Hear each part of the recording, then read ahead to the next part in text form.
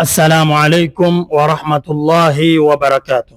وعليكم السلام ورحمة الله وبركاته. أعوذ بالله من الشيطان الرجيم. بسم الله الرحمن الرحيم.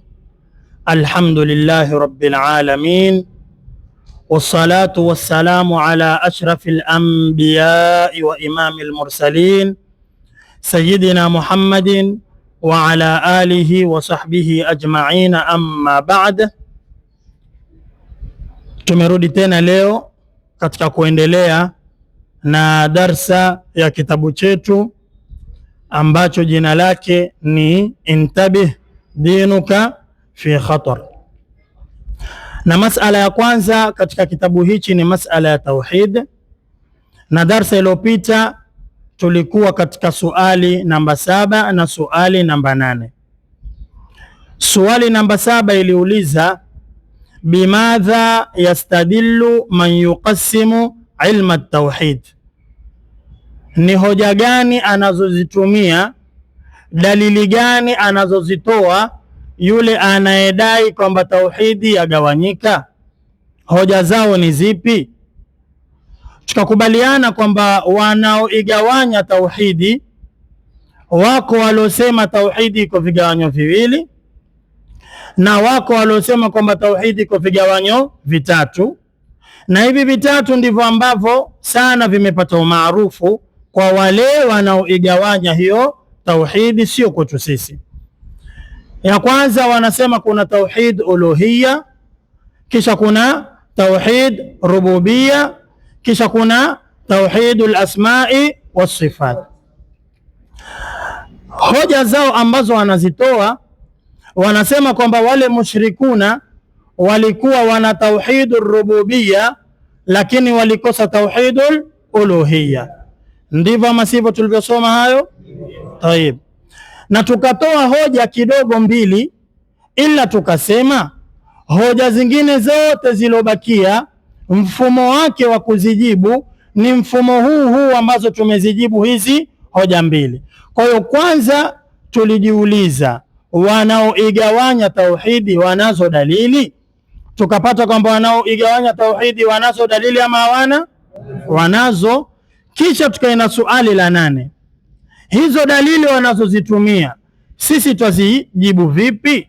Ambapo suali lilikuwa lasema kaifa nuwajjihu fahma tilka ayati wama maanaha, hizi aya ambazo wao wanadai zagawanya tauhid kwenda rububia na kwenda uluhia, sisi twazifahamu vipi? Wanazuoni wakubwa wanazifahamu vipi? Na maana yake ni maana gani? Tukaeleza yale tulioelezana, mwishowe tukakubaliana ya kwamba kudai kwamba makafiri walikuwa na tauhid rububia wakakosa tauhid uluhia, hapo ndani mwake kuna mughalata. Ndani mwake mna nini hapo? Mughalata. Mughalata tukasema maana yake ni upotoshaji, yaani mtu ametoa hoja katika jambo, lakini zile hoja alizozitoa ilikuwa ni hoja za kupotosha. Kwa hiyo tukakubaliana ya kwamba haiwezekani mtu mmoja fi nafsi alwaqti awe ni ana tauhidi na wakati huo huo awe hana tauhidi, wakati huo huo ana tauhid rububia, wakati huo huo hana tauhid uluhia. Tukasema haiwezekani, hii ni tanaqud, mambo ni mawili, aidha mtu awe na tauhidi ama awe ni mushrik. Lakini kwamba kuna watu wa tauhidi kisha kuna watu wengine wana tauhid nusu, alafu kuna wengine hawana kabisa, hicho kitu hakipo, kwamba kuna watu wana tauhid nusu. Mpaka tukapiga mfano tukasema, leo tumuite mtu ambaye si Muislamu kisha tumwambie wewe wajua kwamba una tauhidur rububia, aanze kukubali na kusikia raha kwamba kumbe Waislamu wananiona mimi niko na nini?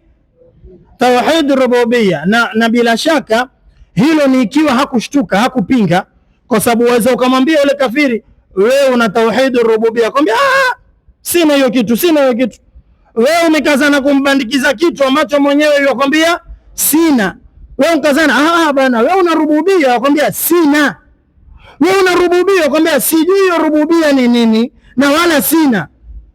Lakini tufanye akakubali sasa kwamba tauhid rububia yeye anayo, kisha wakati wafurahika kwamba akona tauhid rububia, hapo hapo ukamgeukia tena ukamwambia lakini hauna tauhid uluhia. Sasa unashangaa, sasa mimi ninayo au sina? Maana umwambia una tauhidi, yafurahika, ukamgeukia tena ukamwambia nini? Huna tauhidi, mpaka umemwacha katika mshangao mkubwa, hajui anayo ama hana. Tukasema masala haya ni mughalata mkubwa sana, na maelezo mengi yako katika darsa iliyopita, na tumehifadhi darsa ile. Ambayo waitaka atairudia aende akaipitie tena. Sasa leo tuanza swali namba 9. Swali linasema hal sahihun anna al-kuffara muwahhiduna tawhid rububiyyatin wa ghayru muwahhidina tawhid uluhiyyatin? Hiyo ndio swali tutakaoanza nayo leo. Je, ni kweli? Hal sahihun, je ni sahihi, je ni kweli, anna al-kuffara, kwamba hao makafiri hao, muwahiduna tauhid rububiyya, walikuwa na tauhid ambayo ni tauhid ar-rububiyya, wa ghayru muwahidina tauhid al-uluhiyya, na hawana tauhid uluhiyya? Ni kweli? Tumetanguliza kwamba ndugu zetu wanawaambia kwamba wako na tauhid ar-rububiyya lakini hawana tauhidul uluhiyya, na wanatoa vipande vya aya katika Qur'ani, ambapo vipande hivyo ukivikamilisha kule mwisho utagundua kwamba Mungu amekataa kwamba kuna kitu kama hicho kwao, kwa sababu tauhidur rububiyya maana yake kulingana na waloiweka sisi ni wao, nazungumza kwa ulimi wao, kulingana na wao ni kwamba tauhidur rububiyya ni pale unapokiri kwamba Mwenyezi Mungu ndio anayefanya kila kitu, ni pale unapokubali kwamba Mwenyezi Mungu ndio anayesarifu kila kitu. Tunapozungumzia masala ya kuhuisha ni yeye, masala ya kufisha ni yeye, masala ya riziki ni yeye, masala yani kila kitu Mwenyezi Mungu ndio Rabbul Alamin. Kiufupi, hiyo Rabbul Alamin ndio ambao wanasema ndani yake imezaa nini? Hiyo tauhid ar-rububiyya. Kwa hiyo wanadai kwamba wale mushrikun walikuwa tauhid ar-rububiyya wanayo. Hizi hoja zao ukizipitia vizuri, utaona hoja zenyewe za jijibu kwamba hawa watu walikuwa hawatambui kwamba kuna Mungu mwenye kufanya hayo yote ambaye nyinyi mwamdai. Ndio pale utaona kwa mfano, wala insaaltahum man khalaqa as-samawati wal arda wa sakhara ash-shamsa wal qamara la yaqulunna Allah. Kisha mbele Mwenyezi Mungu akasema nini? Fa anna yufakun. Kama kweli wanakubali Mungu ndo alofanya yote hayo ambayo ndo tauhid ar-rububiyya, fa anna yufakun, vipi wanapondolewa na imani? Yani sasa mbona maabudu vitu vingine? Kumaanisha nyinyi hamukiri kamwe kwamba Allah ndo alofanya hayo yote, kwa sababu haiingiliki akilini mtu akubali kwamba Allah ndo alofanya kila kitu alafu ende akaabudu kitu chengine. Bila shaka hakubali kwamba Allah ndo alofanya kila kitu, bali hicho anachokiabudu ndicho ambacho yeye waona kimefanya kila kitu. Sasa swali la leo lasema, je, ni kweli haya madai? Sababu hawa jamaa ndo washasema kwamba mushrikuna walikuwa na tauhidur rububiyya wakakosa tauhidul uluhiyya. Haya madai ni ukweli?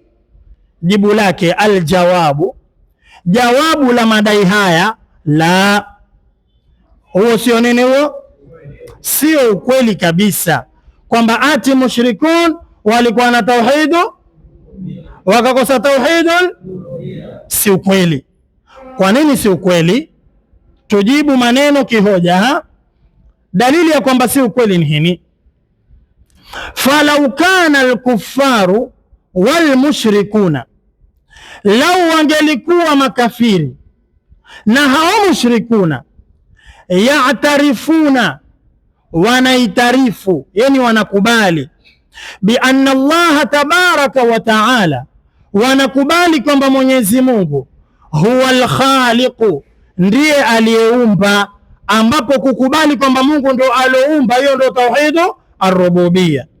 Lao wanakubali kwamba Allah ndiye aliyeumba, yani kama kweli wao wanakubali, lama jaa khitabuhum, yasingelikuja mazungumzo yao, kuzungumziwa kwao, fil Qur'ani al-Karim, fil Qur'ani, bima yadhkuruhum, bima yudhakiruhum biwujudillah, kwa kitu ambacho cha wakumbusha wao kupatikaniwa nani wao? Mwenyezi Mungu. Hebu nisikilizeni vizuri, sikilizeni vizuri. Lau hawa makafiri kweli walikuwa na tauhidur rububiyya kama wanavyodai ndugu zetu, basi katika Qur'ani Mwenyezi Mungu asingeliwaletea aya ambazo zawakumbusha kuhusu utendakazi wa Mungu. Wao si washakiri kwamba Mungu ndo aloumba, si ndivyo ndugu zetu wanavyodai? Wao si washakiri kwamba Mungu ndo anayehuisha, anayefisha, anayetoa riziki na kila kitu, si ndio hivyo? Si washakiri hayo, wako na tauhidu.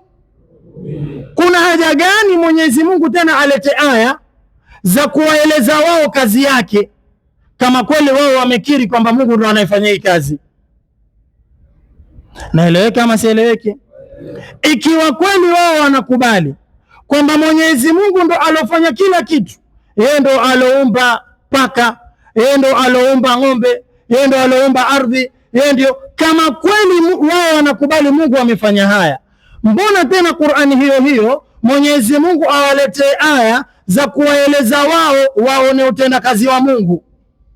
Hii maana yake ni kwamba hawatambui kwamba Allah ndo aliyofanya hayo. Ndio maana zikaja aya za kuwakumbusha utendakazi wa nani? Mwenyezi Mungu. Sawa. Lau ingelikuwa wamekiri kikweli kwamba ni Mwenyezi Mungu ndo aliyofanya kila kitu, mbona tena waambiwe angalieni hichi Mungu ndo alofanya? Mbona waambiwe angalieni? Tayari washaona hawa. Angalieni hichi Mungu ndo alofanya. Mbona waambiwe angalieni? Na tayari washafanya nini? Washaona. Ni kumaanisha ya kwamba walikuwa hawatambui Mungu ndo alofanya, ndio maana Mungu ikawa waambia angalieni hapa alofanya mimi, angalieni hapa. Kwa hiyo hawa watu kudai kwamba walikuwa na tauhidur rububiyya si madai ya ukweli, hawana tauhidi, ni mushrikuna. Tuko pamoja mpaka hapo? Tayib.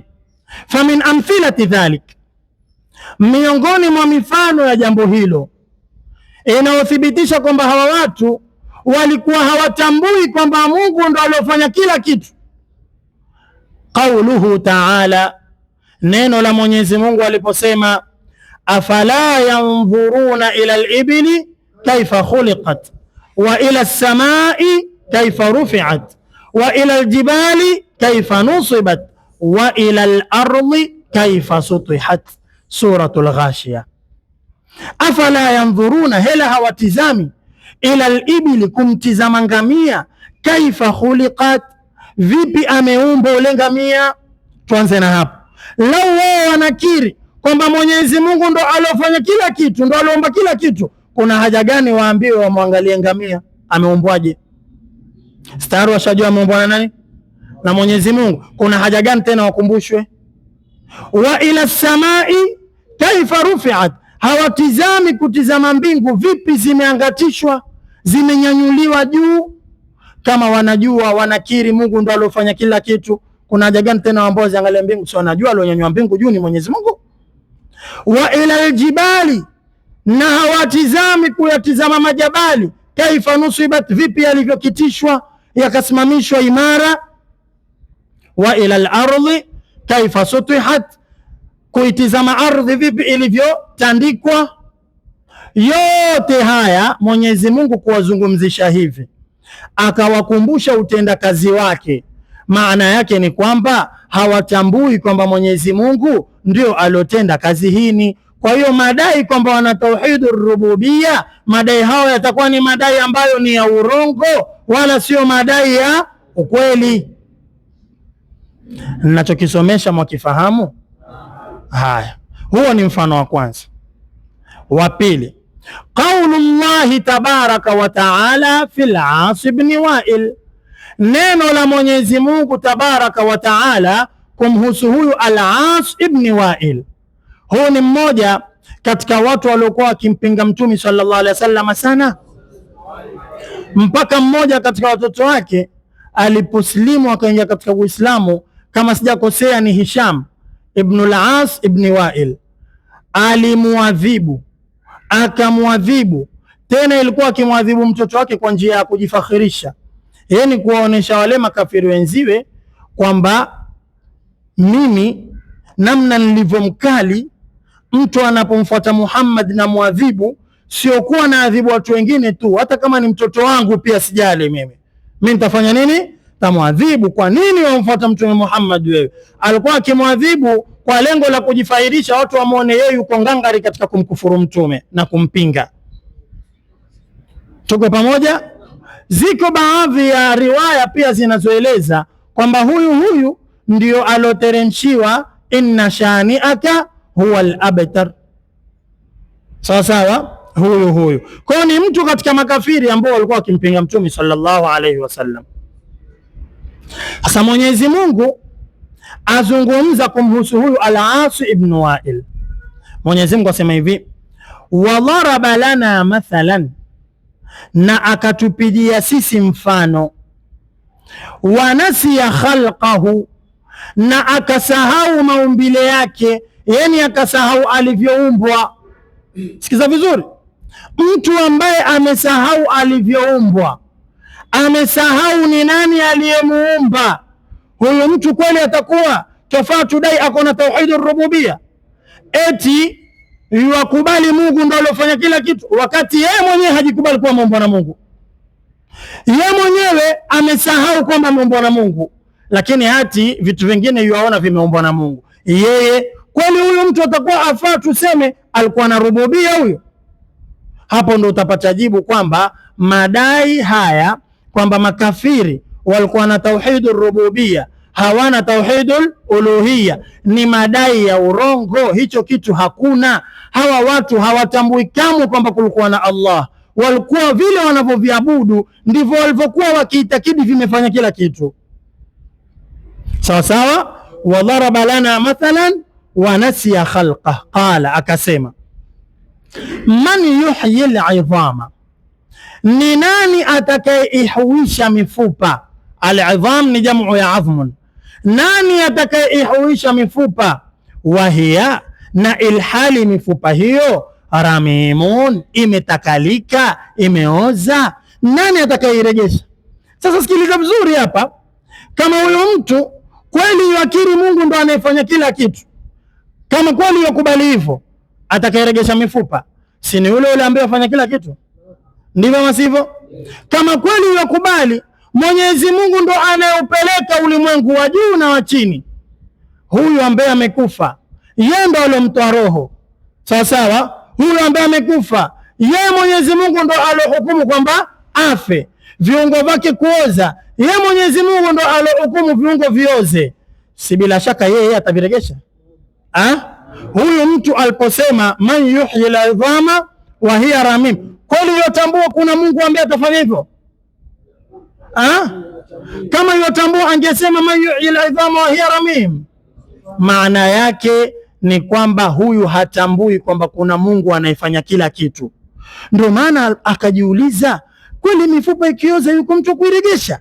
Hajui kamwe kwamba kuna anayefanya hivyo, hajui kamwe kwamba kuna Mungu ambaye atairegesha. Ndio maana akajiuliza, kweli yuko atakaye iregesha? Sababu hajui kwamba kuna atakayeregesha. Nafahamika kama sifahamiki? Ndio maana tukakwambia madai haya ya kwamba makafiri walikuwa na tauhidur rububia wakakosa tauhidul uluhia ni madai ya ubatilifu, hayana ukweli wa aina yoyote. Tauhid ni moja tu, ni kalimatu la ilaha illa Allah Muhammadur Rasulullah. Hakuna kwamba eti mtu akija kislimu tumwambia piga shahada, akipiga alafu tuanze kumwambia watambua rububia, watambua uluhia. Hakuna vitu hivyo shekhe, sawa sawa. Akitamka kalimatu tauhidi ashakuwa muislamu ama hajakuwa?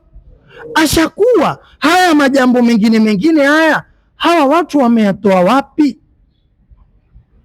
Nani aliyewafundisha kuigawanya tauhidi? Nani aliwafundisha kumgawanya Mungu? Waseme kuna Mungu rububia, kuna Mungu uluhia na kuna Mungu alasmau wa sifat. Nani aliwaambia haya? Tuelewana vizuri? Yule mmoja ati katika mjadala akasema, akatoa aya sijui rabbu samawati wal ardi sijui nini, fa'buduhu wastabir liibadatihi. Aya nafikiri nitakuwa labda kuna mahali mmeacha neno fa'buduhu wastabir liibadatihi hal ta'lamu lahu samia. Yaanza vipi ile aya hafidh? rabbu samawati wal ardi wama bainahuma fa'buduhu wastabir liibadatihi hal ta'lamu lahu samia.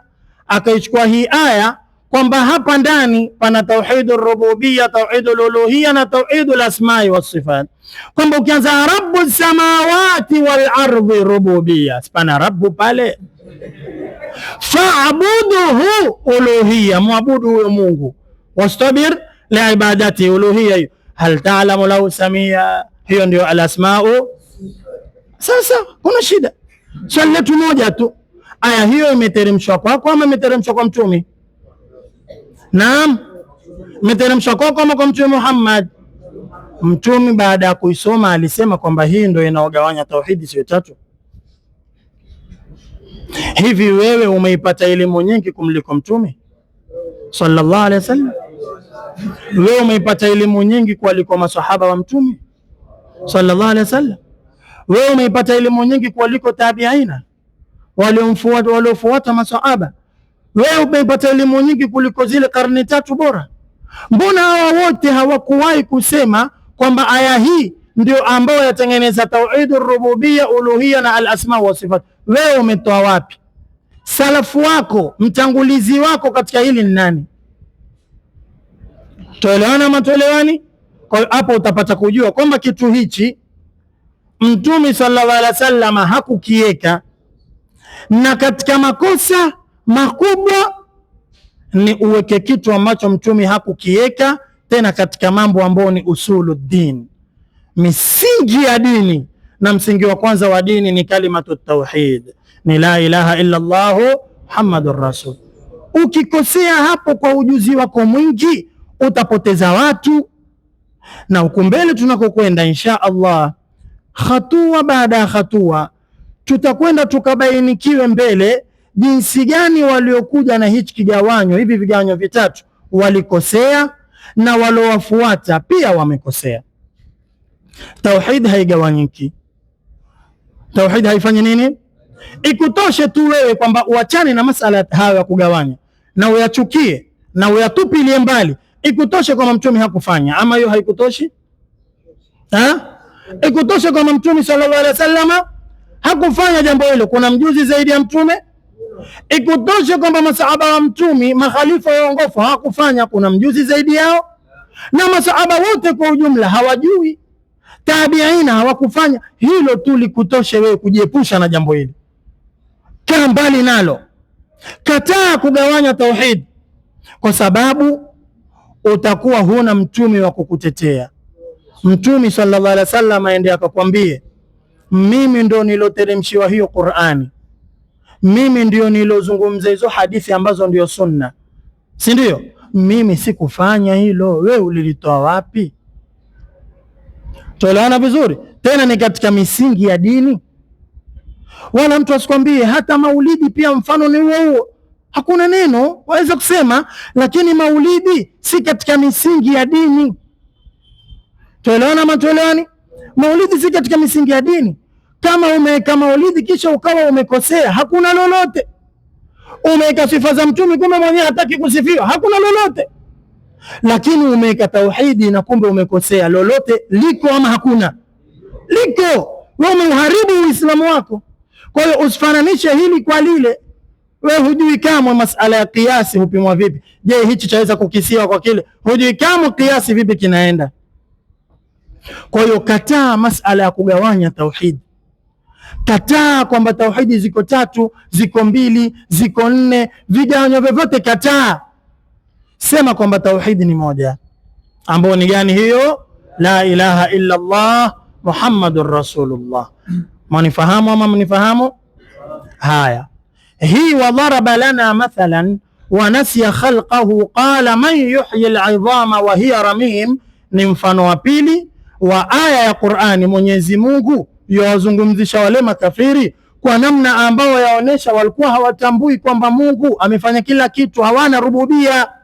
Mfano wa tatu, wasafa Allahu tabaraka wa taala, amelisifu Mwenyezi Mungu ama wasfu Allahi tabaraka wa taala qaula almushrikina, kulisifu Mwenyezi Mungu neno la mushrikun biqaulihi tabaraka wa taala, kwa neno lake Mwenyezi Mungu aliposema hivi. Sikiza vizuri, waqalu ma hiya illa hayatuna ad-dunya namutu wa nahya wama yuhlikuna illa ad-dahru wama lahum bidhalika min ilmin in hum illa yadhunnun. Waqalu, wakasema hao makafiri, ma hiya illa hayatuna ad-dunya, hayakuwa hayo isipokuwa ni uhai wetu wa wapi? Wa duniani. Namutu wa nahya, twafa na twahuika. Wama yuhlikuna, hakuna kinachotuangamiza au hakuna kinachotufisha sisi, illa dahru, isipokuwa ni ulimwengu. Wamesikia tafsiri? Hawa mushrikuna walikuwa hawakubali kwamba anayewafisha ni Mwenyezi Mungu. Wao walikuwa itikadi yao, wewe ukifa alafu ukirudi hai, ilofanya hivyo ni hii dunia, nature. Yani yoyote anayekuja duniani akiishi, kuna muda inambidi afanye nini? Aondoke. Si kwamba kuna alokuondoa, ni hii dunia tu ndio ambayo waishi, alafu dunia kufanya nini? Ya kuondoa. Watu ambao waitakidi hivyo, kweli hao wanakubali Mungu ndio alofanya kila kitu? Wewe utafaa useme wanarububia hao? Ndio tukakwambia madai ya kusema kwamba makafiri walikuwa na tauhidur rububia wakakosa tauhidul uluhia, madai haya ni ya urongo, si ukweli, ni madai ambayo sio sahihi. Na hizi ni hoja katika Qur'ani tukupatia. Watu ambao wanasema wama yuhlikuna illa dahru, kivipi hao watu wanatambua Mungu ndo anayewafisha wakati wao wenyewe wamesema illa dahru? Hawa hawatambui kwamba kuna Mwenyezi Mungu anayefanya kila kitu. Wama lahum, na hawana wao, bidhalika, kwa jambo hilo, min ilmin, ilmu yoyote, in hum, hawakuwa wao, illa yadhunnuna, isipokuwa wanadhania. Aya iko suratul Jathia. Hizo tumekupatia mifano mingapi katika Qur'ani? Mifano mingapi? Mifano mitatu inayokuthibitishia ya kwamba wale makafiri hawajui kamwe, hawatambui kamwe kwamba Mwenyezi Mungu ndio anayefanya kila kitu. Wao wanaona viko vitu vingine vinavyofanya si Mungu, alafu wewe warudi wawaambia wanatambua kwamba ni Mungu, kwa hiyo wanarububia. Madai hao sio madai ya ukweli kabisa. Bal jaa alquranu, bali imekuja Qur'ani, yahki lana an firauna, yatuelezea sisi kuhusu Firaun, annahu yunkiru rububiyata wal uluhiyata ma'an, kwamba Firaun alikuwa akiipinga na kuikanusha hiyo rububia na uluhia kwa pamoja. Firaun alikuwa akizipinga. Kwa nini kwa pamoja? Kwa sababu hivi vitu viwili kiukweli ni kitu kimoja. Ar-Rabbu, ambaye hiyo ndiyo rububia, ndiyo al-ilahu, ambayo ilahu ndiyo uluhia, na al-ilahu ndiyo ar-Rabbu. Hakuna kwamba Rabbu ni kando alafu na ilahu ni kando, na tutakuonyesha hapo ndani dalili. Zote ni kitu kimoja. Ukisema tauhidur rububia, tauhidul uluhia, ni kumaanisha kuna rabbun alafu kuna na ilahun. Lakini ukifuatilia kwa makini utagundua hakuna rabbun kando alafu ilahun kando. Utagundua kwamba rabbun ni ilahun na ilahun ndio rabbun. Na ndio maana Firaun yeye alizichanganya zote. So, hajui kama kwamba kuna rabbun, kuna ilahun. Unajua zote ukitumia rabbun ni Mungu, ukitumia ilahun ni Mungu. Ndivyo anavyojua Firaun hivyo, na Qur'ani imelitaja hilo. Mwenyezi Mungu asema bado hatujafika kwenye aya. Bal jaa alquranu yahki lana an firauna annahu yunkiru rububiyyata wal uluhiyyata ma'an wa huma, na mbili hizo yani rububiyya na uluhiyya fil haqiqati, katika uhakika kabisa, mutaradifatan, ni zenye kuchukuana kihakika. Hizi mbili zafanya nini? Zachukuana. Kwa nini? Likauni firauna, kwa kuwa Firaun yaddaihima ma'an, yuwazidai hizo mbili kwa pamoja, linafsihi, yuwazidai kwa nafsi yake, kama akhbara alhaqu, kama alivyotoa habari Mwenyezi Mungu tabaraka wa taala an dhalika, faqal, Mwenyezi Mungu amesema maneno haya, waqala firaunu, na akasema Firaun, ya ayyuha almalau, enyi kundi la watu. Mala manake ni kundi la watu, alikuwa yahutubia watu hapo. Ma alimtu lakum, sijui kwenu nyinyi, min ilahin ghairi, mola mwingine yoyote asokuwa mimi. Kwa hiyo Firaun yawazungumzia watu wake kwamba yeye ndio ilahu wao. Yeye ndio nani? Ilahu wao. Ilah ndio uluhia. Kwa hiyo Firaun yadai kwamba ilah ni yeye. Tuelewana vizuri? Haya, aya iko Suratul Qasas aya 38. Waqala aidan, sehemu nyingine akasema tena hivi, faqala ana rabbukumul a'la, akasema Firauni, mimi ndio mola wenu wa juu zaidi. Akatumia neno rabbu. Akatumia neno gani hilo? Rabbu, ana rabbukumul a'la, mimi ndio mola wenu wa juu zaidi. Sharif, salamu alaykum. Hali yako? Mashaallah. Una neno? Karibu Sharif, tusoma kidogo inshallah. Umemwona Ustadh Muhammad? Sawa. Karibu. Kwa hiyo Firauni sehemu nyingine alisema nini? Ana rabbukumul a'la. Sasa sikiza vizuri, sehemu ya kwanza yuwadai Firaun, yuwadai kwamba yeye ndio ilaha, ma alimtu lakum min ilahin ghairi. Sehemu nyingine yuwadai tena kwamba yeye ndio rabbun, ana rabbukumul a'la, kumaanisha kwamba vitu hivi viwili ni kitu hichi kimoja, havina tofauti. Na uthibitishio wa hilo, mwenye kitabu anasema, walau kana alkuffaru walmushrikuna, lau wangelikuwa makafiri na mushrikun, ya'tarifuna bi anna Allah tabaraka wa taala, wanakubali kwamba Mwenyezi Mungu tabaraka wa taala huwa alkhaliqu, ndiye aliumba, lama kanu, wasingelikuwa, idha qila lahum, wanapoambiwa la ilaha illa Allah, yastakbirun, wanapoambiwa la ilaha illa Allah wanafanya kibri. Wasingelikuwa hivyo. Wao si wanatambua Mungu ndo aliumba, basi wakiambiwa la ilaha illa Allah walikuwa wakubali. Mbona wanafanya kibri? Kumaanisha hawatambui kwamba Mwenyezi Mungu ndo aliumba kila kitu. Jamaa, hizi ni hoja msingi, haya ni maelezo msingi ambayo kwamba yanainusha fikra yako, yanafungua ubongo wako, yanakutoa katika hatua, kukupeleka katika hatua kubwa zaidi, kwamba kumbe itikadi niloishika iko sawa.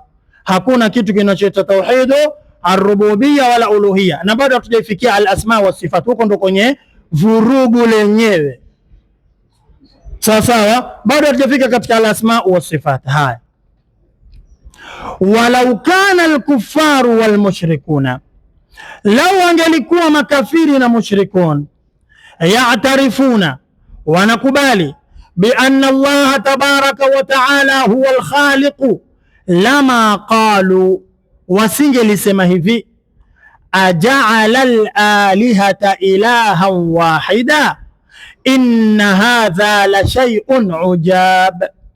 Aja'ala al-alihata, je, ameijalia miungu, yani Mtume Muhammad ameifanya miungu yote ilahan wahida, kwamba ni Mungu huyo. Sisi tunajua tuna miungu karibia sijui mia ngapi. Leo hii Mtume Muhammad aja kutuambia kwamba yote haifai, Mungu ni huyo.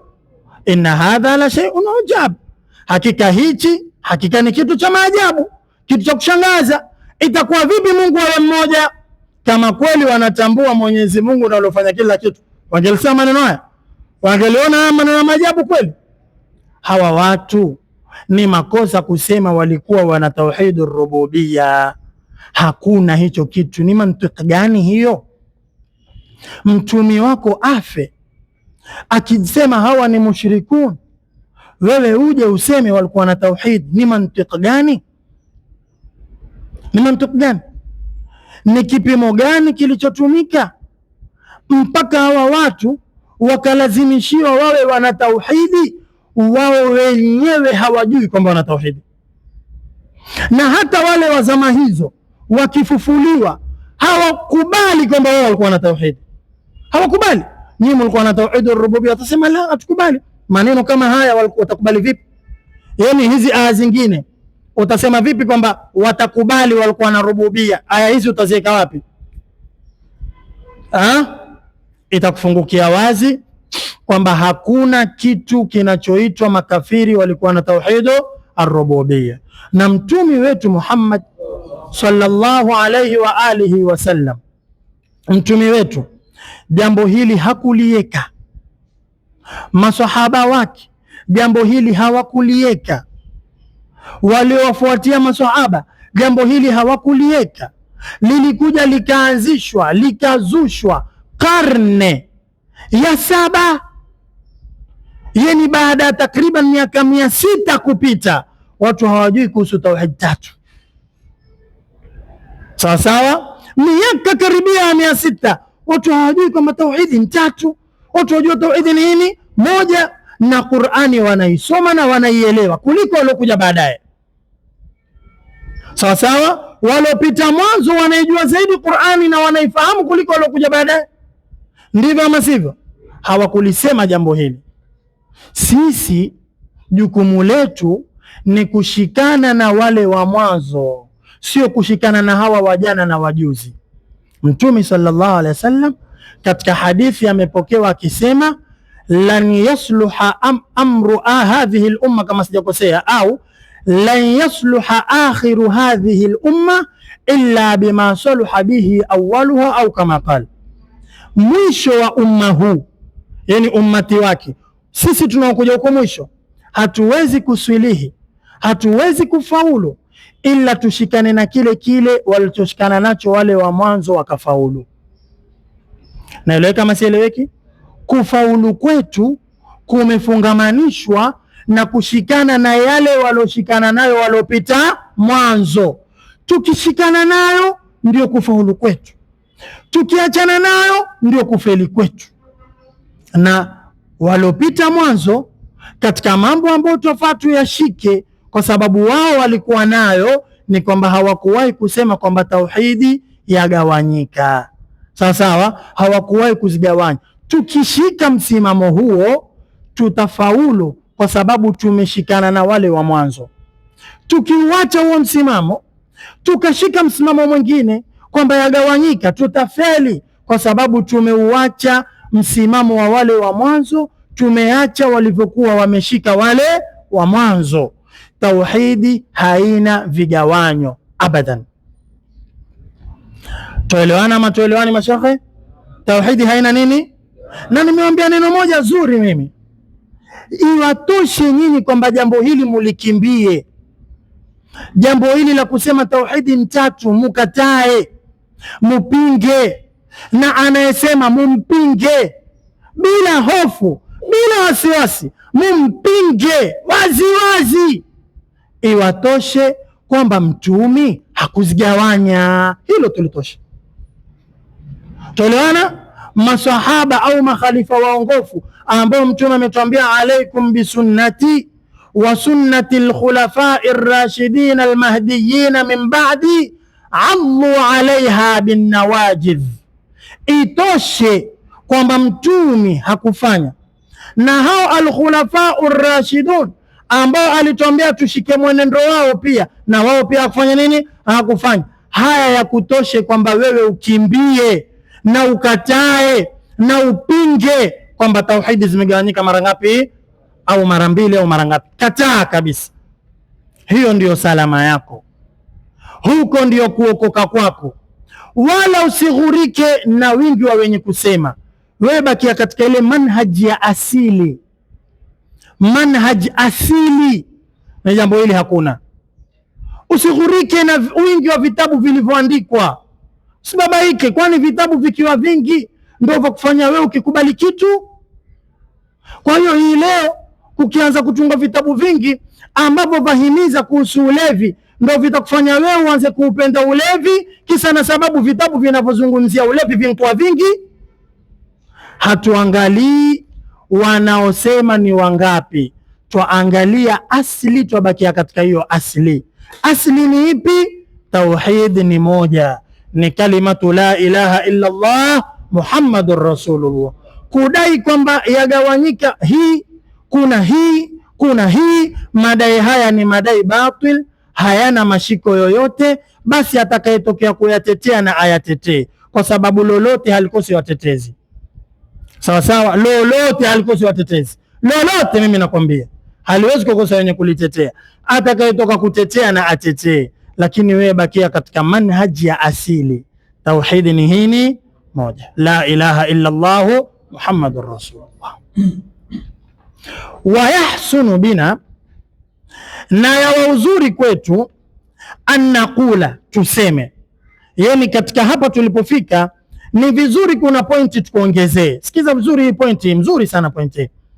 Wa yahsunu bina, yawa uzuri kwetu, annaqula, tuseme, liman yazumu, kumwambia anayedai, bi anna al-kuffara, kwamba makafiri, muwahiduna tauhida rububiyya, wana tauhidu rububiyya. Yawa uzuri kwetu tumwambie hivi, sikiza vizuri, yoyote anayedai kwamba makafiri wana tauhidu rububiyya, ni uzuri kwetu pia tumwambie hivi, sikiza vizuri hii nukta. Lau kana al-amru hasba za'mikum, lau jambo lingelikuwa kulingana na hayo madai yenu, lau ingelikuwa ni hivyo, lama jaa fi sunnati, isingelikuja katika sunna za Mtume, anna almayita, kwamba maiti, indama yudhau fi qabrihi, wakati anapowekwa katika kaburi yake, yusalu, huulizwa maiti huyo, huulizwa nini? Man rabbuka. Umewahi kuona mahali huulizwa man ilahuka? Naam, maona mahali kwamba maiti huulizwa man ilahuka. Wajua akiulizwa man rabbuka, kulingana na hawa ndugu zetu, ameulizwa hivi, yani nafasiri kulingana na wao, ameulizwa hivi, man rabbuka, ni nani ambaye ndo anaupeleka ulimwengu unayemkubali wewe? Si rububia mkukubali mwenye kupeleka ulimwengu. Kwa hiyo man rabbuka, kulingana na ndugu zetu, tafsiri yake itakuwa ni hiyo, ni nani alokuwa akiupeleka ulimwengu ulokuwa wewe ukimkubali? Alafu ule maiti yasema nini? Allah. Si bado kuna tauhidur uluhiyya? Sasa yafaa aulizwe tena, wa man ilahuka. Sasa kama umekubali Mungu ndo alikuwa akifanya kila kitu, sasa hapa tujibu leo. Malaika anamwambia ulikuwa ukimwabudu nani? Kwa hiyo kwanza kulikuwa hili marabuka, kulingana na ndugu zetu, ni swali la ulizia, ni nani aliyopeleka ulimwengu. Bado kulifaa kuwe na swali la pili, na ni nani uliokuwa ukimwabudu. Ndio yule anayeulizwa awe amejibu tauhidi ngapi hizo? Amejibu tauhidur rububiyya, alafu akajibu na tauhidul uluhiyya. Lakini wapi mulisikia ulizwa man ilahuka? Kwa sababu ar-rabbu ndio al-ilahu, na al-ilahu ndio hiyo nini? Ar-rabbu. Kwa hiyo yule maiti anapoulizwa man rabbuka, washaulizwa kila kitu. Ni nani mola wako aliyeumba, aliyefisha, uliokuwa ukimwabudu? Zote ziko ndani ya rabbu. Si kwamba rabbu ni kupeleka ulimwengu na kila kitu, ilahu ndio kuabudu. Sawa sawa. Hii nukta ni nukta mzuri sana. Maiti haulizwi man rabbuka alafu akaulizwa man ilahuka, ili ya kwanza iwe ni rububia, ya pili iwe ni uluhia. Ulizwa moja tu, man rabbuka, khalas. Kwa nini? Kwa sababu ar-rabbu huwa al-ilahu wal-ilahu huwa ar-rabbu, ni jina moja, yote ni majina ya Mwenyezi Mungu. Lama jaa fi sunnati anna al-mayyita indama yudha'u fi qabrihi yus'alu man rabbuka, isingekuja hivyo, Kwa nini? Lianna albashariyata jamia, kwa sababu viumbe vyote tuwahidu tauhid ar-rububiyya, wako na nini hiyo tauhid rububiyya, hasba zamikum, kulingana na madai yenu. Viumbe vote mpaka makafiri wana rububiyya ama hawana? Waliokosa ni gani? Basi kama watu wote rububiyya wanayo, mbona tena tuulizwe man rabbuka? Hiyo ni tahsilul hasil. Sawa sawa. Nani mola wako? Wakati wanamjua mola wako wewe, dunia nzima wanasema wako na tauhidur rububiyya. Kuna haja gani tena mtu aulizwe man rabbuka? Utajua kwamba hakuna haya maneno wanayoyasema. Wayajibu ala almalaikati hasba zamikum, na yalazimu juu ya malaika kulingana na madai yenu, an tasala nnasa, wawaulize watu inda alikhtibar, wakati wa ule mtihani pale kaburini, ingelilazimu wawaulize, fatakulu, waseme nini? Man ilahuka. Ingebidi kuwe na hilo swali pia. Ndio swali moja liwakilisha tauhido na swali lingine liwakilisha tauhidul uluhiyya, badalan an sualiha, badala ya kuuliza kwa man rabbuka. Usawa basi walikuwa waulize man ilahuka, kwa sababu rububiyya watu wote wanayo, uluhiyya ndo kuna wengine hawana, ilikuwa waulizie hiyo. Mbona anaulizia man rabbuka? Utajua haya madai sio ya ukweli. Lianna ba'dha nnasi, kwa sababu baadhi ya watu, ala hasabi zamikum, kulingana na madai yenu, tuwahidu tauhida rububiyyatin, wana tauhidu rububiyya, wala tuwahidu tauhida uluhiyyatin, na hawana nini hiyo tauhidu uluhiyya. Walakinna sawaba, lakini usawa, alladhi, usawa ambao, jaa ala lisani nabiyina, umekuja juu ya ulimi wa mtume wetu sallallahu alayhi wa alihi wasallam, anna almalaikata, kwamba malaika, tasalu, wanamuuliza, man wudhi'a fi qabrihi, aliyewekwa katika kabri yake, inda al-ikhtibari, wakati wa mtihani wa kaburini, qailatan, wanamuuliza hali ya kusema, man rabbuka, wa huwa khairu dalilin, na hiyo ni dalili bora, ala anna al-amwata, kwamba hawa maiti, imma an yakunu muwahidina au mushrikina, imma mtu awe ni muwahid ama ni nani mushrik. Wa huwa dalilun, na hiyo ni dalili, liibtali, ya kubatilisha, taqsim at-tauhidi, vigawanyo vya nini tauhid, almaz'um, vinavyodaiwa. Ni dalili tosha ya kubatilisha vigawanyo vya tauhidi ambavyo watu wanadai kwamba tauhidi yagawanyika vigawanyo hivi. Nafikiri kufikia hapa itakuwa tumeikamilisha suali ya 9, lakini imetufungukia kwamba madai ya kuwa makafiri walikuwa na tauhidur rububiyya wakakosa nini hiyo uluhiyya, madai hayo sio madai ya ukweli, bali ni madai ya nini hayo ya urongo. Na tumejaribu kukudondolea baadhi ya ushahidi kutoka katika Qur'an, sawa sawa, kwamba si kweli madai hayo, na baadhi ya hoja za kiakili kama hizo man rabbuka na kadhalika, kuthibitisha kwamba si ukweli mambo hayo. Kwa hiyo tutabakia pale pale tulipopasema mwanzo, hakuna kitu cha tauhidur rububiyya na tauhidul uluhiyya. Tauhid ni moja. Sasa mbele yetu imebakia tauhid moja ambao ni tauhidul asma'i was sifat. Uluhiyya na rububiyya tayari tushazieka wazi kwamba hakuna kitu hicho, kulingana na darsa iliyopita na darsa ya leo, sawa sawa. Sasa darsa itakayofuatia insha Allah, manake hapo ndipo tutakapokomea. Darsa itakayofuatia tutaianza kwa makini tauhidul asma'i was sifat, na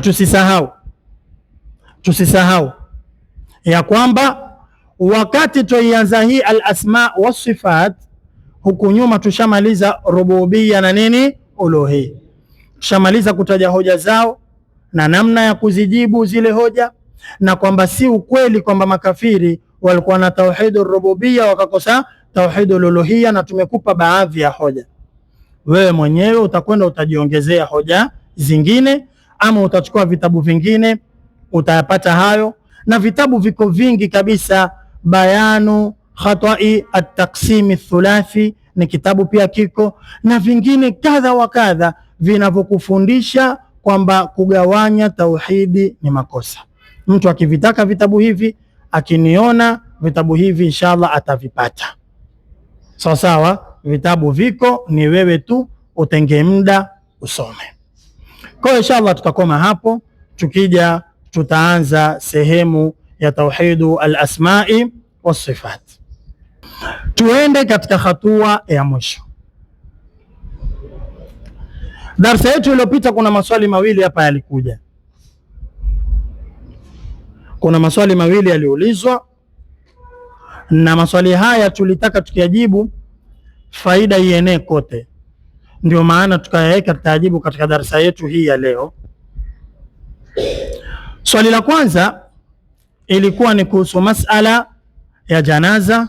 Swali la pili ilikuwa ni kuhusu masala ya qunut, lakini nitaanza na swala la qunut kisha alafu nitamaliza na swala la nini, jeneza. Je, sisi kuswali kwetu swala ya alfajiri kwa kuleta qunut kila siku, jambo hili ni bid'a kama wanavyodai baadhi ya watu? Sawa sawa mashekhe. Je, sisi kuiswali salatul fajri kwa kunuti kila siku, jambo hili mtume hakulifanya kama wanavyodai baadhi ya watu? Sisi tuwaambia la, jambo hili si bid'a, na jambo hili mtume amelifanya mpaka akafariki dunia, na likawa bado lipo laendelea, na ushahidi kwamba likawa lipo laendelea ni kwamba mpaka leo bado lafanya nini, laendelea. Kwa hiyo si kwamba kuna wakati lilikuwa halipo kisha likaja likaanza likaendelea mpaka leo, la, kuanzia wakati wa mtume lipo, kisha mtume akafa, masahaba likawa laendelea, kisha baada ya hapo likaendelea mpaka leo. Rudi katika kitabu ukayapate haya zaidi, na sisi ni wanafunzi, lazima tuelekezane katika nini, vitabu. Rudi katika kitabu kinachoitwa Al-Qawlu al-Mabtut fi sihhati salati subhi bilqunut. Al-Qawlu al-Mabtut, andika hilo jina, wale wenye kuandika haraka haraka waandike Al-Qawlu al-Mabtut fi sihhati salati subhi bilqunut. Ni kitabu kidogo, risala ndogo ambayo kama sikosei ikizidi sana ina kurasa kama 10, 11, hazitofika 15. Hakiwezi kukutia uvivu kukisoma. Al-Qawlu al-Mabtut fi sihhati salati subhi bilqunut, sawa sawa, cha As-Sayyid Hasan ibn Ali As-Sajjaf. Rudi ukapitie hichi kitabu uone namna gani alivyoziweka hoja za kwamba kunuti ya alfajiri ya kila siku ipo kuanzia zama za Mtume Muhammad sallallahu alayhi wa alihi wasallam.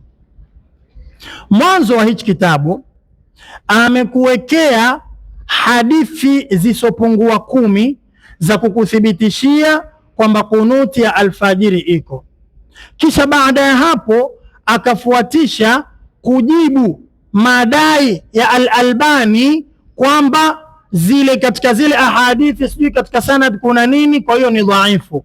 Akafuatia kubainisha kwamba hapana, hivyo ulivyodai wewe kwamba katika sanad kuna mtu fulani ni dhaifu, sivyo. Kwa hiyo akafuatisha kubainisha madai ya wanaodai zile hadithi haziko sahihi.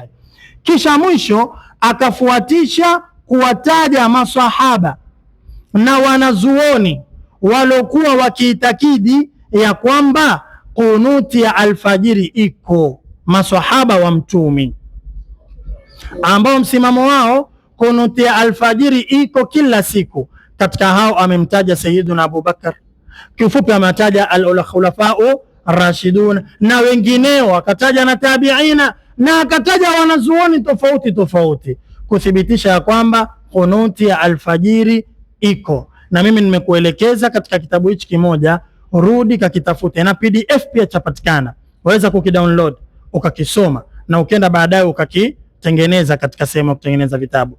Al-Qawlu al-Mabtut fi sihhati salati subhi bilqunut. Hiyo ni upande wa kwanza. Upande wa pili, rudi katika kitabu cha hawa ambao hawaikubali kunuti. Rudi katika kitabu kinachoitwa Fiqhu Sunna cha As-Sayyid Sabiq. Fiqhu Sunna ya nani huyo? As-Sayyid Sabiq. Ukirudi katika Fiqhu Sunna ya Sayyid Sabiq, ndani yake yuakiri kwamba masala ya kunuti yana khilafu, masala ya kunuti yana mvutano, masala ya kunuti kuna wengine wanaona ipo na kuna wengine wanaona haipo, na jambo lolote likishakuwa la khilaf halipingwi. Ndivyo masivyo? Tuliambiwa la yunkaru almukhtalafu fihi innama yunkaru almujma'u alayhi. Kitu chochote ambacho kina ikhtilaf hufai kutoka ukauambia ule upande mwingine makosa au ukauambia upande huu makosa, hufai, kwa sababu hiyo ikhtilaf ishajulisha kwamba wale wana hoja zao na hawa huku wana hoja zao. Hufai kukipinga hicho. Unachofaa kukipinga ni almujma'u alayhi. Kukitokea watu wakawa wanaenda kinyume na jambo ambalo umma umekubaliana kwamba jambo hili lienda hivi, kukatokea watu wawili watatu waenda huku, sasa hilo waweza kulipinga, ukamwambia nyinyi mnaoenda huku makosea, barabara ni hii ya huku.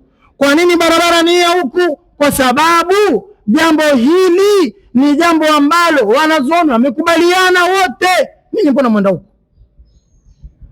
Hilo ni mujma'un alaihi, hilo ndo ambalo waweza kupinga watu wakilikhalifu, lakini jambo ambalo lina ikhtilafu watu hawalipingi.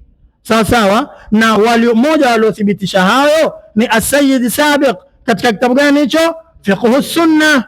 Na Fiqhu Sunna iko katika maktaba yetu hapa, iko mimi nyumbani kwangu ziko, ukitaka tutakuletea uje uyasome maneno hayo na uyaone.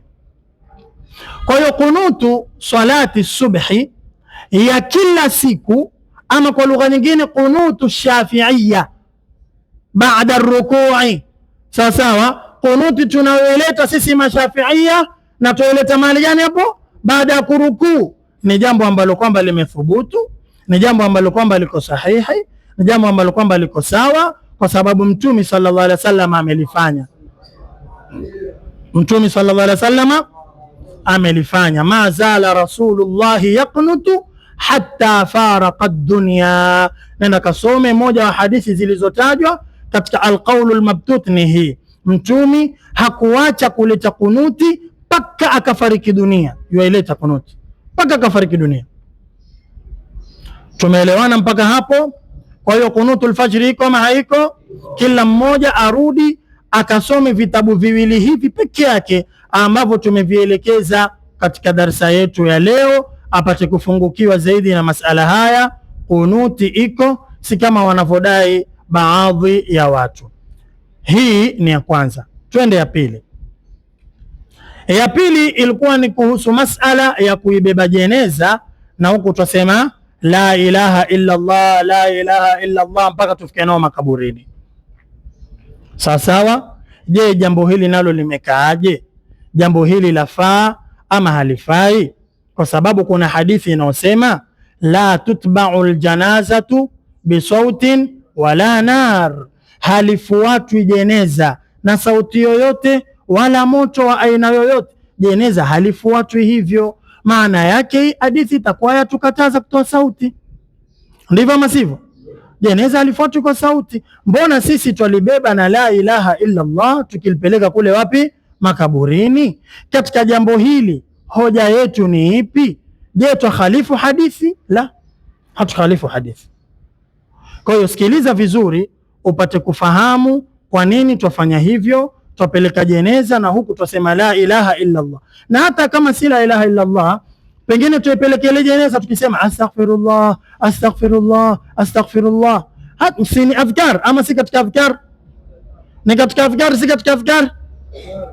Au tuipeleka jeneza huku tukisema, tukimswalia Mtume Allahumma salli ala sayyidina Muhammad, Allahumma salli ala sayyidina Muhammad. Kumswalia Mtume ni katika adhkar, si katika adhkar? Si lazima tahlil. Muhimu chochote katika adhkar tuweza kupeleka nao jeneza, tuweza kupeleka nao nini hiyo?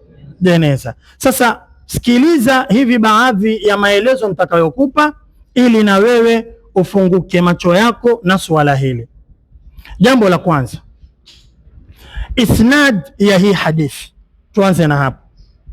Isnad ya hii hadithi inaosema la tutba'u aljanazatu bisautin wala nar. Isnadi yake, ndani mwa isnadi baadhi ya wanazuoni wametaja kwamba kuna mtu ambaye ni majhul. Isnadi imekuja fihi, ndani ya isnadi, rajulun min ahli almadinati an abihi. Mtu majhul wa kwanza, hajulikani ni mtu gani, kutokamana na watu wa Madina. Huyo mtu an abihi, amempokea babake. Ikiwa huyo mtu hatumjui, tutamjua babake? Ina maana yeye hajulikani wala babake hajulikani. Majhul wangapi hao? Wawili. Na majhul siku zote inapopatikana katika hadithi ni katika ile al-illatul qadiha. Tuko pamoja? Ni katika ile al-illatul, katika sharti za hadithi sahihi na hadithi hasan, ambazo ni sharti ngapi? 5. Iko sharti moja, sema adamul illatil qadiha, kusipatikaniwe al-illatul qadiha. Na moja wa al-illatul qadiha ni katika ile sanad kuwe na mtu ambaye ni nini? Majhul. Na hapa kuna majhul wangapi hao? Wawili. Aliyasema maneno haya kwamba katika sanadi yake kuna majhul hawa wawili ni mwanachuoni anayeitwa Dhiyauddin Abu Abdullah Muhammad ibn Abdul Wahid al-Maqdisi, maarufu Dhiyauddin al-Maqdisi, katika kitabu kinachoitwa As-Sunan wal Ahkam an al-Mustafa alayhi afdalu salati wassalam. Ukienda katika kitabu hicho As-Sunan wal Ahkam, ambacho takriban kiko juzuu 6, ukienda katika kitabu hicho, yeye ndo aloelezea maneno haya kwamba sanad ya hiyo hadithi la tutba'u aljanazatu bisautin wala narin, sanadi hii ndani yake kuna majhul hawa wawili, na majhul ni katika al-illatul qadiha. Tuko pamoja? Tuko pamoja? Bal alimamu Shafi'i katika maelezo yake amesema la naqbalu khabara man jahilnahu, la naqbalu khabara man jahilnahu, hatuikubali habari ya mtu tusomjua, hatuifanye nini? Ndio maana ukaona hadithi hii la tutba'u aljanazatu bisautin wala nar, hatukwambii kwamba hadithi hii ni dhaifu, lakini tukwambia kwamba hadithi hii kuifanyia kazi kwake ni kitu kizito. Uzito wa kwanza ni kwa sababu katika sanadi yake kuna majhul hawa wawili. Uzito wa pili kwamba hadithi ile kuifanyia kazi ni uzito, hata hawa walioishikilia pia kuifanyia kazi ni uzito, ni kwa sababu iko riwaya nyingine iliyojuzisha na ikaruhusu kwamba tunapoibeba jeneza twaweza kuleta adhkar. Ipo. Tuko pamoja? Riwaya hiyo yasema hivi, imetoka kwa al-Imam Muhammad bin Sirin ambaye ni katika kibaru tabi'ina. Nasema anna Anas ibn Malik, kwamba nani huyo? Anas ibn Malik shahida janazata rajulin min al-ansar, aliwahi kushuhudia, yani kuhudhuria jeneza ya mtu mmoja katika maansar. Qala, anasema mpokezi wa hadithi, fa adharu al-istighfara, watu katika kuibeba ile jeneza wakawa waleta istighfar, astaghfirullah astaghfirullah, ukwenda na jeneza. Falam yunkir dhalika Anasun, Anas jambo hilo hakulipinga. Anas ni sahaba wa Mtume radhiyallahu anhu, aliyemtumikia Mtume nyumbani kwake kwa miaka isiyopungua 10. Sawa, anamjua Mtume, ni mtumishi wa Mtume, alihudhuria hiyo jeneza. Ni katika masahaba walioishi sana. Anas aliishi takriban miaka 100, amehudhuria jeneza na watu wameibeba na wanaleta astaghfirullah, na hakulipinga jambo hilo. Kimya cha Saidina Anas cha kupatia taswira na picha kwamba watu walichokuwa wakifanya ambacho ni kitu katika adhkar ni kitu kizuri ama ni kitu si kizuri. Wanamtaka msamaha nani huyo? Mwenyezi Mungu Subhanahu wa Ta'ala. Riwaya hii yajuzisha, yakubali, yathibitisha kwamba twaweza kuibeba jeneza na adhkar. Tuko pamoja ama tuko pamoja?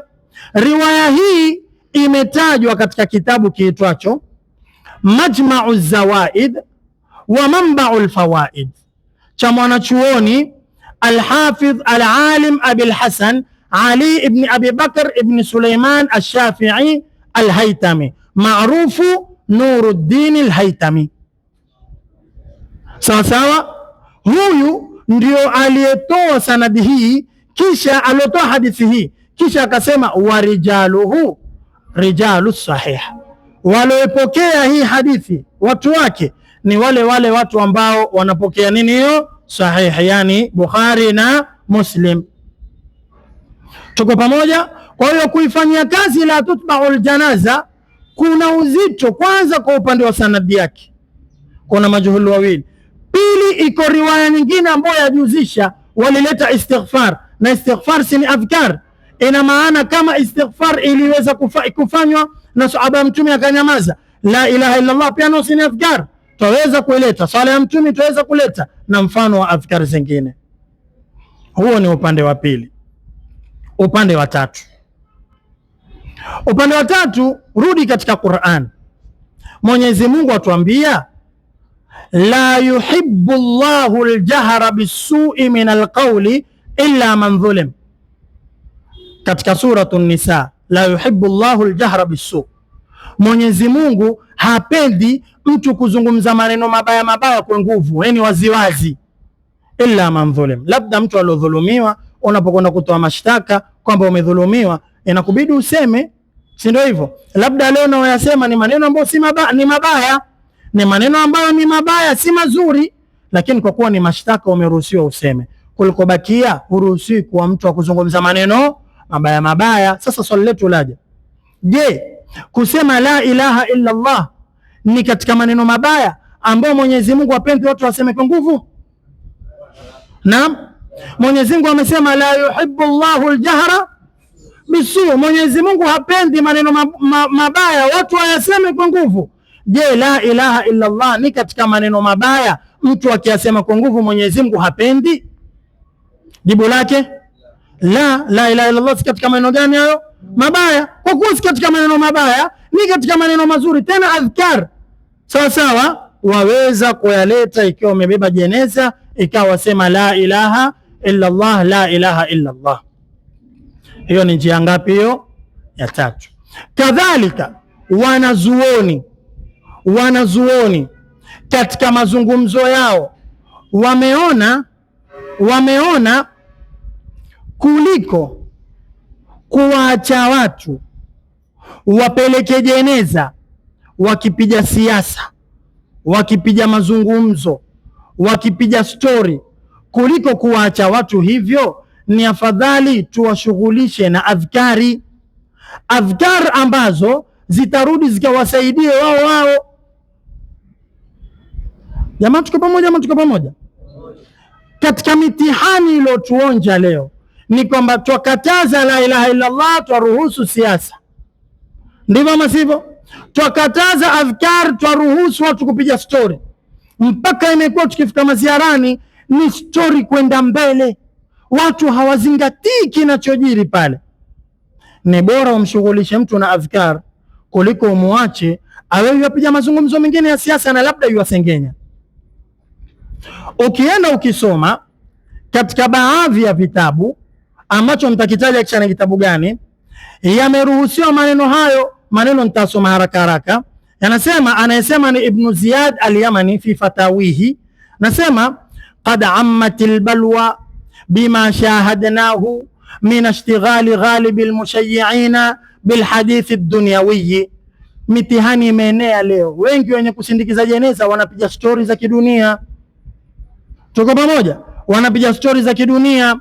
Wa rubbama addahum dhalika ila alghiba, na hilo jambo sengine lawapelekea wasengenye, wakawa wamebeba jeneza lakini wanasengenya kwa zile stori wanazopiga. Wa ghairiha min alkalami almuharram falladhi akhtaruhu, ninachokichagua mimi, ambao ndo huyo Ibn Ziyad al-Yamani, mwanachuoni mkubwa wa madhhabi ya Imam Shafi'i, asema ninachokichagua mimi kuliko watu wapige stori za kidunia mwishowe wasengenye wapate dhambi, ninachokiona mimi, anasema anna shughla isma'ihim bidhikri, kuyashughulisha masikizi yao kwa adhkar almuaddi, adhkar zinazopelekea ila tarki lkalami, wanaacha mazungumzo, au taklilihi, kama sio kuyaacha wanayapunguza, au la kuleta adhkar ni bora ili waache mazungumzo ama wayapunguze mazungumzo, hilo ni bora min istirsalihim, kuliko kuwaacha waendelee fil hadithi dunyawiyi, wakizungumza mazungumzo gani hayo? Kidunia. Bora tuwashughulishe na adhkar kuliko kuwaacha wapige stori za kidunia, wasengenye, wazungumze urongo, wapate dhambi. Kisha akasema hivi, hili jambo yeye yualichagua kwamba watu walete adhkar. Kwa nini? Akasema irtikaban li akhaffi almafsadatayn, kwa ajili ya kuyapanda hafifu zaidi ya maharibifu mawili. Kuna mafsada mawili, hili ni uharibifu na hili ni uharibifu, lakini hili ni zito zaidi kuliko hili. Je, utafanya uharibifu mzito zaidi ama utafanya uharibifu mzito kidogo? Utafanya vipi? Uharibifu ambao ni mzito kidogo, tena ikisuhi kuita uharibifu, basi ikisuhi kuita uharibifu. Sasa leo hii hadithi yasema la tutba'u aljanazatu bisautin wala nar, jeneza lisifuatwe kwa sauti yoyote wala kwa moto wowote. Hadithi yasema hivyo, ambapo iko sawa kabisa. Lakini swali laja, watu kuleta tahlili, sitakuwa wameipengelea hadithi? Sikumeambiwa pale usitoe sauti. Watu wakisema la ilaha illa Allah, wametoa sauti ama hawajatoa? Wameenda kinyume na hadithi, hawajaenda nayo. Na watu wakisengenya, wakapiga stori za siasa, wametoa sauti hawajatoa? Wameenda kinyume na hadithi ama hawajaenda nayo? Sasa baina ya kuleta tahlili ambao ni kwenda kinyume na hadithi na kupiga siasa ambao ni kwenda kinyume na hadithi, ipi ambayo ni mbaya zaidi, tahlili ama siasa? Siasa. Kwa hiyo lao tuchagua katika haya mawili, ni afadhali tuchague tahlili kuliko kuacha watu wapige siasa. Hayo ndio maneno Ibn Ziyad, ni Ibn Ziyad aliyozungumza al-Yamani, hilo ndilo alilochagua yeye. Kisha akasema irtikaban li akhaffi almafsadatayn, na ndio maana mahali hapa ndio penye ile kaida inayosema idha taarada mafsadatan ru'iya a'zamuhuma dararan birtikabi akhaffihima.